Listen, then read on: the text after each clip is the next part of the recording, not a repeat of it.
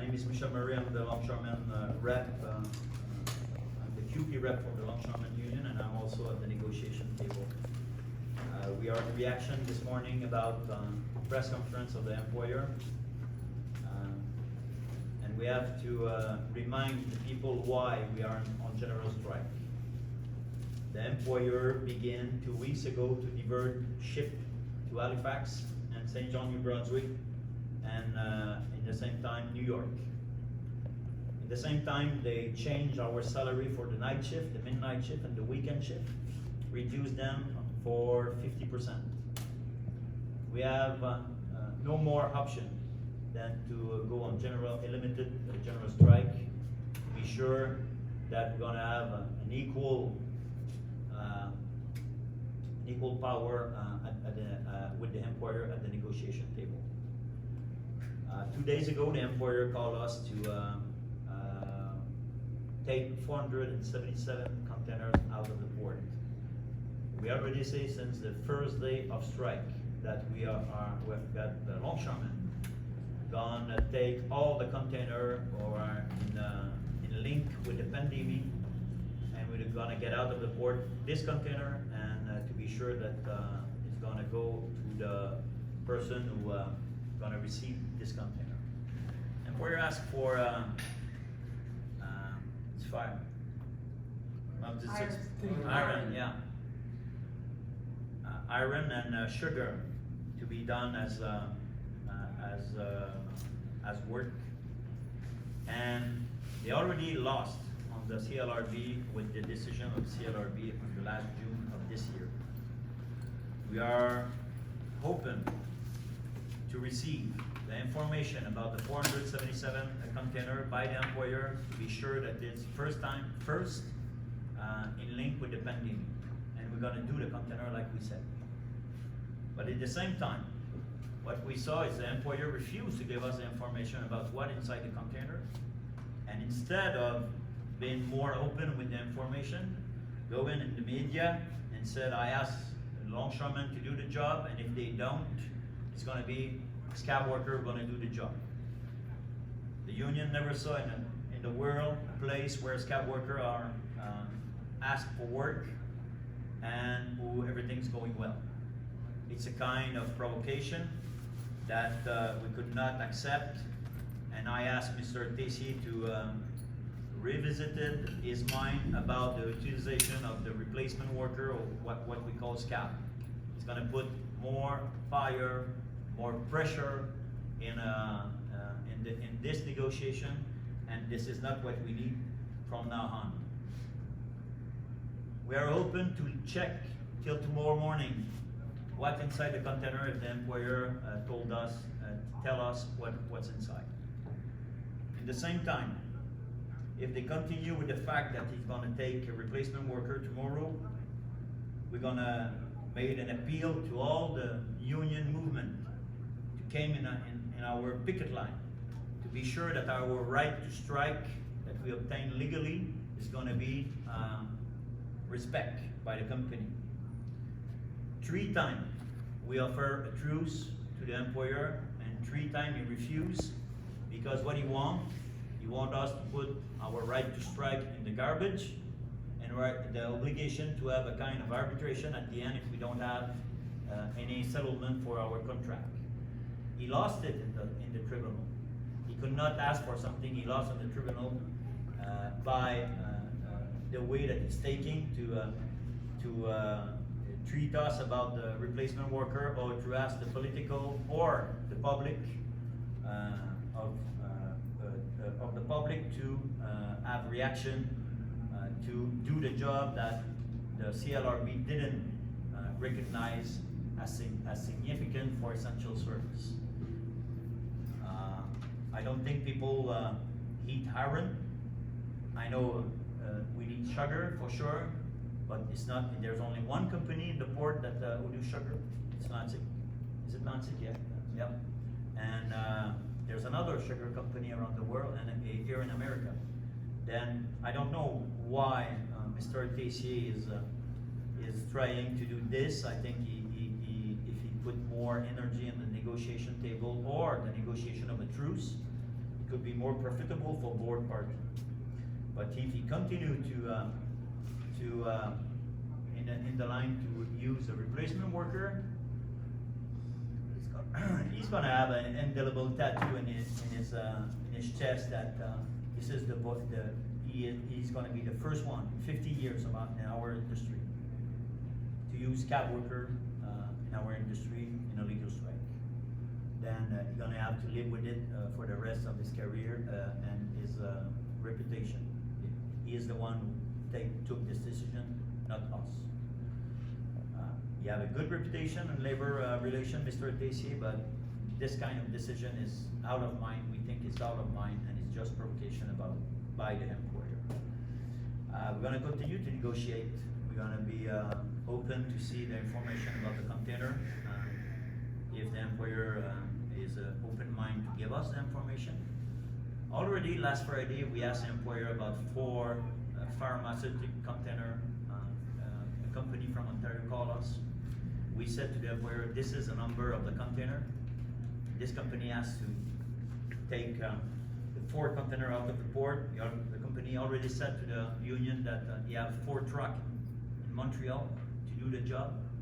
We asked last Friday the employer, and today, Wednesday, we have no answer from the employer. Then I asked Mr. Tessier and his administration council to put more energy of response to the union about the pandemic container and to be more transparent about what's inside the container.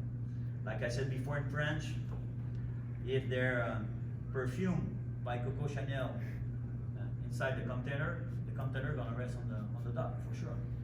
If it's something for the Apple company about the new MacBook Air, for sure it's gonna rest on the dock. But we are open-minded to check what's inside the container, and then we add the information, and we're going to be open-minded to check it and to deliver the container to the company who waited for it. Est-ce qu'il y a d'autres questions? Oui. Disons la presse. Quelle est la différence entre la grève que vous propose M. Tessier ce matin et les 3 que vous avez offerts à l'AEM pour les personnes? Principalement, M. Tessier a une fixation qui appelle à l'admiration sur un arbitrage différent en cas d'échec de la négociation pendant la période de trêve. Alors nous, on a offert 60 jours de trêve où on prend tout un pas de recul, on réouvre le port, on réinstalle la totalité des débardeurs dans leurs conditions de travail. Et j'insiste sur la totalité des débardeurs, ça inclut les 27 débardeurs où est-ce qu'il y a eu du brasse camarade relié à la grève. Dans tous les conflits, il n'y a pas un syndicat qui va laisser des gens derrière. Quand il y a des événements reliés à la grève, il va tout faire pour que les personnes retrouvent leur emploi. C'est des pères de famille, jeunes et vieux, et les événements ont dégénéré à un niveau que personne ne voulait. Et aujourd'hui, le boss essaie d'en faire de la viande de négo. Alors nous, on lui a dit, les 27, quand même que tu me dis qu'ils vont se régler à la fin, ce que je te demande, c'est de le régler tout de suite dans le cadre d'une trêve. Et ça coûte absolument rien au patron. Absolument rien. De l'autre côté, nous, la seule affaire qu'on dit, c'est, à la fin, le seul pouvoir qui nous reste d'influencer tes compagnies maritimes de bouger plus vite qu'ils ont bougé jusqu'à maintenant, c'est la possibilité qu'il y ait un retour à une grève ou un lock-out de notre côté. On a la même inquiétude qu'un boss à un moment donné pourrait, à la fin de la trêve, faire un lock-out. Et c'est son droit, légitime, reconnu par le code.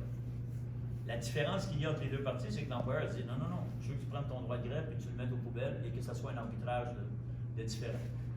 Moi, j'ai échangé avec le ministère du Travail le ministère du Travail fédéral sur cette offre-là d'avance patronale et je leur ai dit, écoutez, je l'ai dit à M. Tessier aussi, il n'y a pas un syndicat au Canada qui accepterait de mettre son droit de grève légal aux poubelles en échange d'un arbitrage de convention. Ce qu'on lui a offert, c'est, advenant que toutes les deux parties, on constate qu'on n'arrive pas avec certains articles, puis qu'on se dit, celle-là, on pourrait se donner le droit d'un commun accord des référés en arbitrage de différents.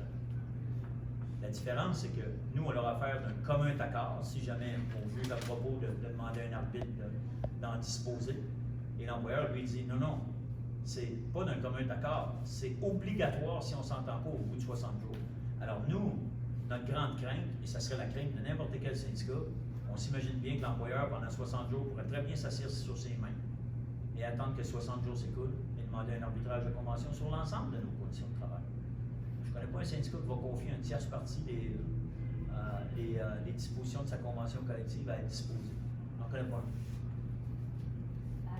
Présentement, il y a combien de gens vous estimez qui font du piquetage? Il y en aura combien demain suite à votre mobilisation? Et ils vont venir d'où, ces gens-là? Est-ce que c'est réversible si on vous donne le contenu des 477 conteneurs? Ben, moi, j'invite, que ça soit clair, j'invite M. Tessier à faire baisser la tension et à retirer la possibilité qu'il y ait des travailleurs de remplacement demain. C'est lui qui met encore une fois le syndicat devant le fait accompli. Il l'avait fait la première fois avec la compagnie Thermon qui avait utilisé des travailleurs de remplacement. Alors, je l'invite à retirer cette possibilité-là, à plutôt mettre les énergies à nous identifier qu'est-ce qu'il y a dans le contenu des 477 conteneurs. On peut faire ça ce soir. S'il le fait malgré tout, puis qu'il pousse la provocation, ben nous, on a lancé un appel à l'ensemble du mouvement syndical officiel et on va le faire en appelant le président de la CSM, le président de la FTQ, de se mobiliser et venir remplir nos lignes de piquet afin de respecter notre droit de grève légal. Et c'est ce qu'on voit dans tous les pays du monde. Alors, on va souhaiter que M. Tessier ne pousse pas la provocation jusqu'à exécuter sa menace, parce que nous, on considère ça comme une menace.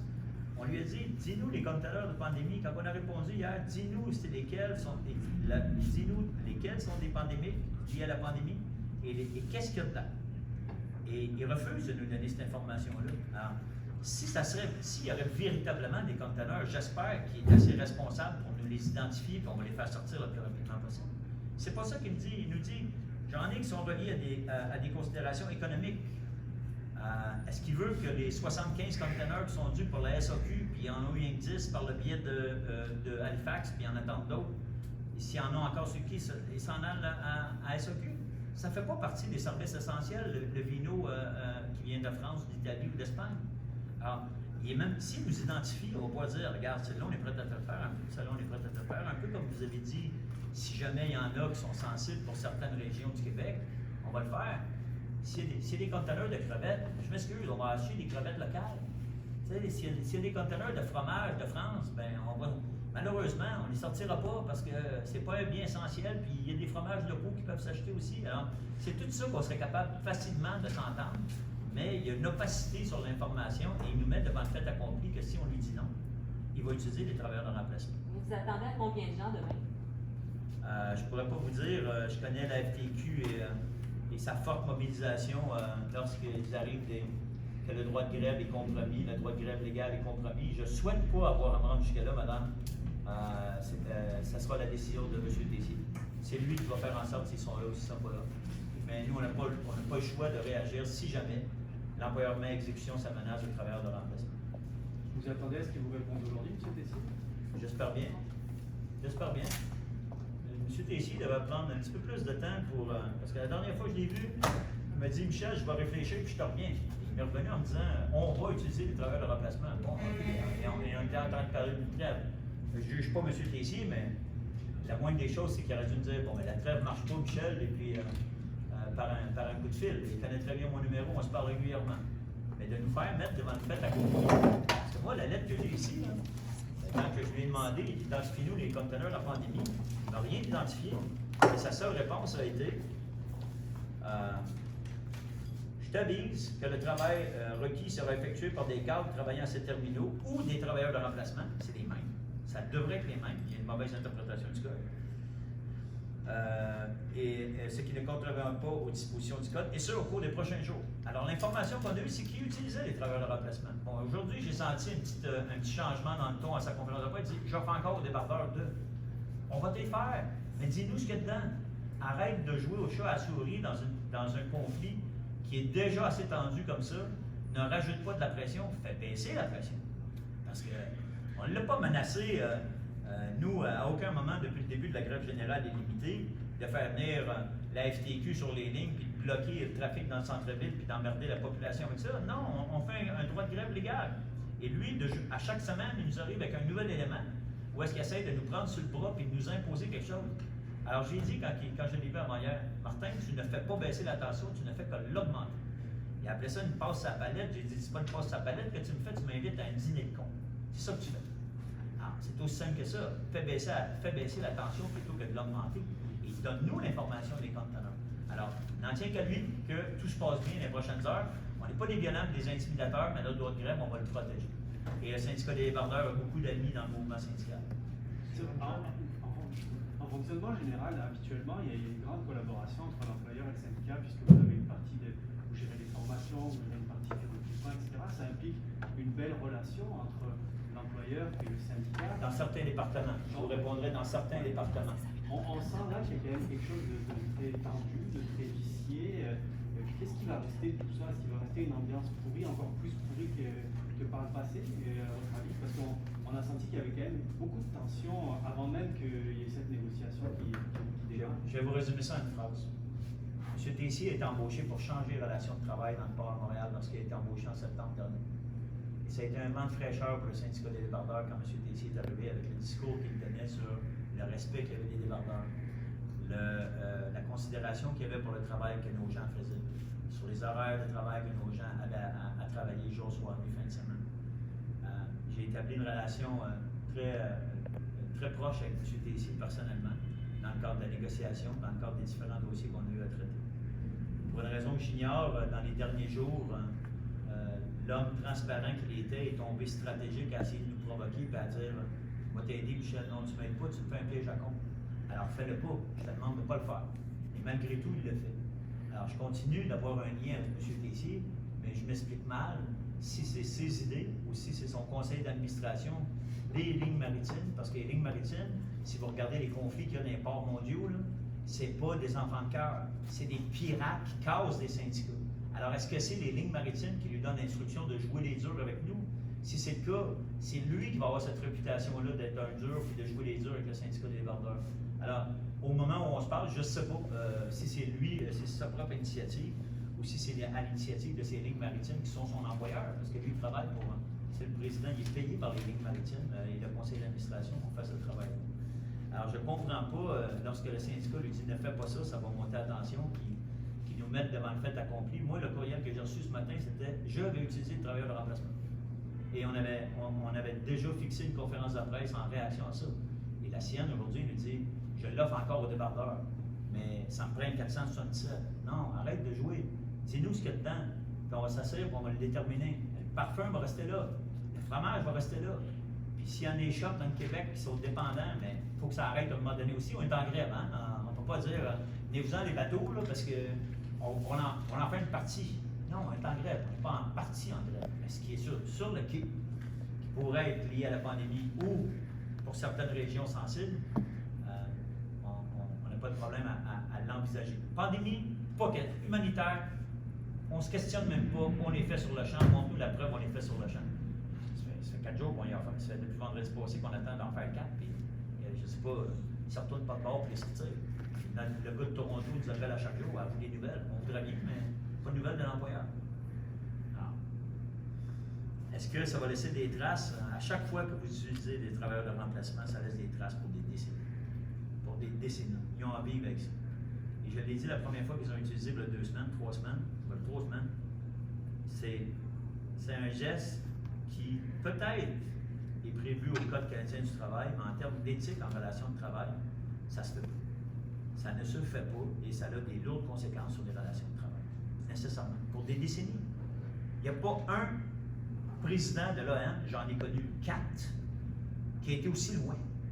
Alors, pour un gars de changement, je me questionne. Parce que ces 4 prédécesseurs que j'ai connus n'ont jamais franchi cette ligne rouge-là, qui est un code d'éthique en relation de travail. Dernière question. Monsieur, juste une chose, la compagnie torontoise pharmaceutique qui a besoin de choses, avez-vous des détails sur ce qu'il y a à l'intérieur de ça? L'avez-vous identifié entreprise? Alors, l'entreprise s'appelle Agility Pharma Toronto. Ils nous ont donné les numéros de conteneurs. On a appelé l'employeur. Un représentant syndical qui est ici en avant a parlé à plusieurs reprises. C'est Johnny qui a parlé à plusieurs reprises avec le monsieur en question. Il s'est dit, tu m'assures que c'est du matériel lié à la pandémie. Il a dit, écoute, c'est du stock qui doit aller dans un hôpital. Parfait. Donne-nous les numéros de conteneurs, on va appeler l'employeur pour localiser à quel endroit ils sont sur le quai. On a localisé à quel endroit ils étaient sur le quai, il est à la section 62, la compagnie MGT. Et on a dit à l'employeur, assure-nous que c'est bien matériel médical qui a montré le manifeste, là, puis on sort ça tout de suite, là. Il attend après ça. Pas de réponse. Alors oui, on a identifié la compagnie, on a identifié. Bon. On n'en sait rien, on a demandé à l'employeur le manifeste. Le gars nous dit que c'est en lien avec la pandémie. Et c'est du matériel médical. Alors on le croit sur parole, mais on dit à l'employeur, montre-nous le manifeste pour qu'on sache c'est quoi. Si c'est du rince-bouche, excuse, il va rester là. On sait c'est pas lié à la pandémie, le Et rince-bouche. s'il y a embauche de travailleurs de remplacement, ils disent, ça en prend combien au cas pour faire la job de 400 quelques containers? Ben, je vais vous dire, ça en prend plusieurs parce que l'employeur nous a offert nous a fait différentes demandes pour les sortir, les conteneurs. Alors, ça en prend. Il prévoit que pour certains, c'est une journée, pour d'autres, c'est plus d'une journée pour sortir certains conteneurs. Alors, ça en prend plusieurs débardeurs pour les sortir. Ah, c'est plusieurs, je vous dirais, c'est par corps de travail, c'est peut-être 6 à 9 débardeurs pour faire les opérations au total, incluant, en tout cas dans ce qui nous concerne, incluant le grand contre-maître par exemple, incluant les opérateurs de pièces de machinerie lourde. Ça va prendre aussi des vérificateurs qui sont d'un autre syndicat et ça va prendre aussi des surintendants qui sont d'un autre syndicat qui présentement ont été mis à pied par les compagnies. Ouais. Par corps de travail. Par corps de travail. Et du pharmaceutique qui ne serait pas lié à la pandémie, des pilules pour le diabète, peu importe quoi, est-ce que vous le sortez, ça? Nous, ce qu'on a eu comme information, c'est que les 4 compagnies pharmaceutiques majeures du Canada, on les appelle les 4 grands pharma du Canada, ont dit sur leur site web récemment qu'ils avaient en provision de 3 à 4 mois de stock en réserve. S'il y a une compagnie pharma qui nous appelle et qui nous dit j'ai des médicaments pour le diabète qui est sur le port de Montréal et je suis en baisse de stock, mais bien sûr qu'on va sortir, madame. Bien sûr qu'on va sortir. Mais c'est tout ce transfert d'informations-là, dans le but de respecter le droit de grève du syndicat, qu'on demande qu'il soit plus transparent. Qu'on arrête de nous prendre pour des cons et de dire j'ai 477 conteneurs, ils doivent sortir impérativement, sinon je vais utiliser des briseurs de grève. C'est-tu des gros clients du port? Dolorama est un gros client du port. Dolorama a des centaines de conteneurs qui passent par le port à chaque semaine. Ils veulent-tu qu'on sorte des conteneurs de Dolorama? J'espère que non. J'espère qu'il n'y en a pas dans les 477, parce que là, on va vraiment avoir pensé à avoir été invité dans un dîner de con. Hein. Et c'est pas ça le but de la manœuvre, c'est de baisser la tension plus que de l'augmenter. Et nous, on est des baisseurs de tension. Mais désolé, Martin, t'es ici, mais avec une lettre semblable, tu ne baisses pas la tension, tu l'augmentes, sois plus transparent, donne-nous les conteneurs, puis on va les étudier. C'est ça qu'on dit ce matin. Merci beaucoup. Merci. Merci à vous. Merci de vous être déplacés. Moi, je dois monter en haut pour une entrevue radiophonique à 12h35.